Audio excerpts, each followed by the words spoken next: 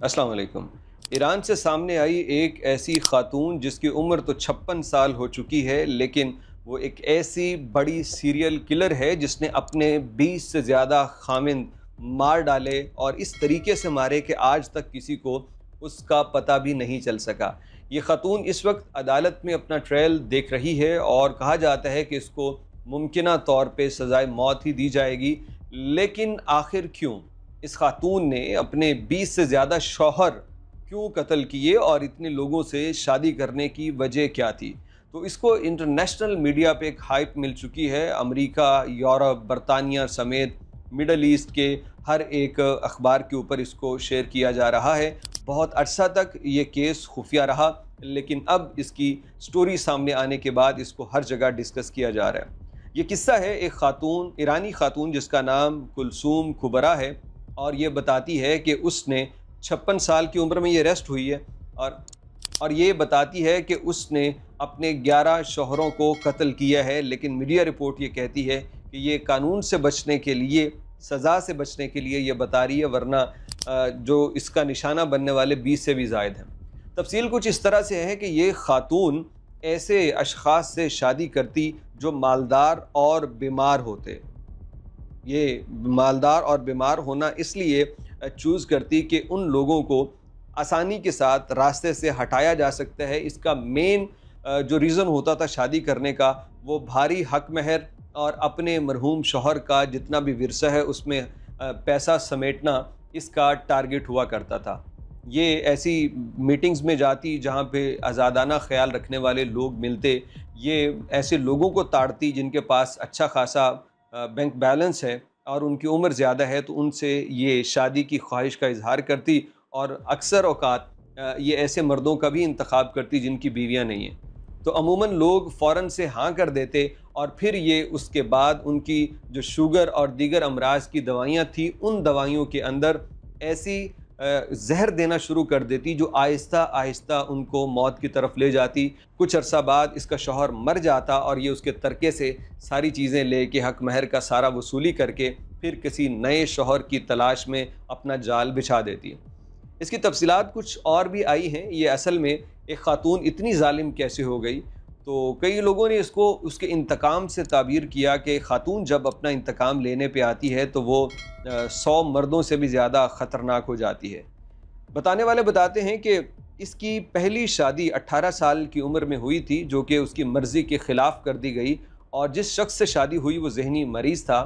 یہ شادی زیادہ عرصہ نہ چل سکی اور آخرکار اس کو طلاق ہو گئی۔ اس کے بعد گھر والوں نے اس کی شادی اس سے بڑی عمر والے مرد سے کر دی، کیونکہ اب یہ بیوہ تھی تو اس کو اس کے جوڑ کا بندہ تو ملنا نہیں تھا۔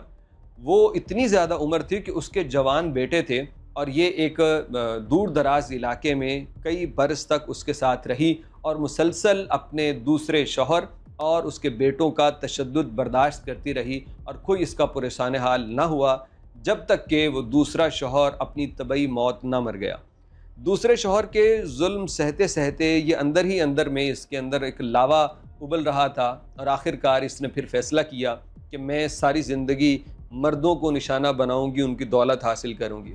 اس کے بعد اس نے ایسی میٹنگز کے اندر بیٹھنا شروع کر دیا جس میں اس طرح کے لوگ اسے آسانی سے مالدار اور عمر رسیدہ بیمار لوگ مل جاتے، اور ان سے شادیاں کرتے کرتے یہ یہاں تک پہنچی، حتیٰ کہ 2023 میں جب آخری اس کے شوہر کا انتقال ہوا تو اس وقت اس کے بیٹے کو شک ہوا کہ وجہ کچھ اور ہے، میرا باپ اتنا بیمار بھی نہیں تھا جتنی جلدی وہ مر گیا۔ اس نے اپنے ایک دوست سے یہ بات کی تو اس نے خاتون کو دیکھ کے پہچان لیا کہ اس کی شادی تو میرے مرحوم والد سے بھی ہوئی تھی، اور اس کو بھی اس نے زہر دینے کی کوشش کی تھی، اور میرے والد نے اس کو گھر سے نکال دیا تھا۔